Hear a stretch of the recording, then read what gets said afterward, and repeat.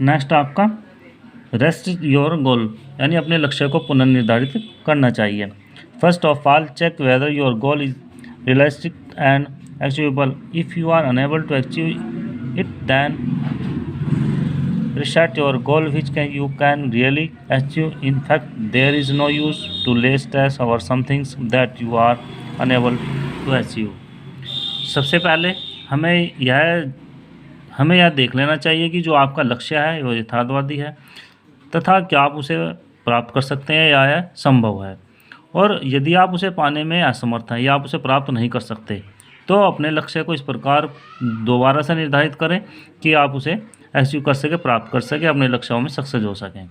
और वास्तव में ऐसी किसी चीज़ के लिए प्रयास करना बेकार है जिसे आप प्राप्त ना कर सकें। यानी हम यह भी कह सकते हैं कि हमें अपने लक्ष्य इस प्रकार निर्धारित करने चाहिए जिन्हें हम प्राप्त कर सकें, जो हमारी पहुंच में हो या हमारी सामर्थ्य के अनुसार हो। 6 आपका इम्प्रूव फिजिकल फिटनेस, अपनी शारीरिक फिटनेस के बारे में सुधार करना चाहिए, इम्प्रूव करना चाहिए। If your stressful situation related to your performance then it will be better to improve the level of physical fitness. Work hard and less stress on your training to improve your fitness.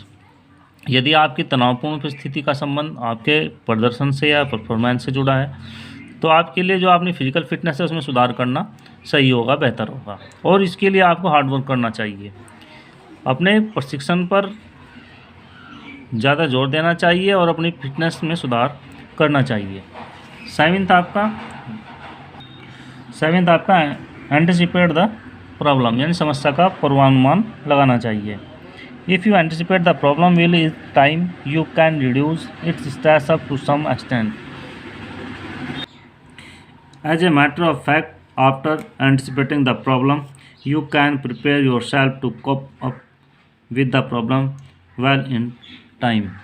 यदि आप आने वाली जो समस्या है उसका पूर्वानुमान लगा सकते हैं तो आप कुछ सीमा तक अपने तनाव को कम कर सकते हैं। यानी जो हमारी समस्या है, जो हमारे आने वाली समस्या है, अगर हम उसके बारे में पहले से ही अनुमान लगा सकते हैं तो आप अपने तनाव को कुछ कम कर सकते हैं। और वास्तव में जो हमारी समस्या है उसका पूर्वानुमान लगाने के लिए उपरांत आप समय रहते ही अपनी समस्या का हल कर सकते हैं, यानी उसके सामना करने के लिए भी तैयार रह सकते हैं। बिल्ड सेल्फ कॉन्फिडेंस, आत्मविश्वास बनाना। The sport person who is facing a stressful situation should try to build his self-confidence. He should value himself. In this way, he may be able to handle the stressful situation more effectively.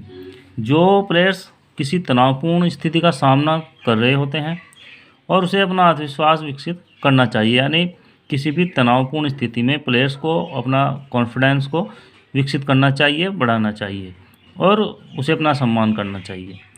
ऐसा करके वह तनावपूर्ण जो स्थिति होती है उसका प्रभावी रूप से सामना कर सकता है। यानी हम किसी भी परिस्थिति में अगर हमारा कॉन्फिडेंस अच्छा है, बढ़ा हुआ है, तो हम किसी भी स्थिति में उसका सामना कर सकते हैं और अपनी परफॉर्मेंस को सही रूप से प्रदर्शित कर सकते हैं।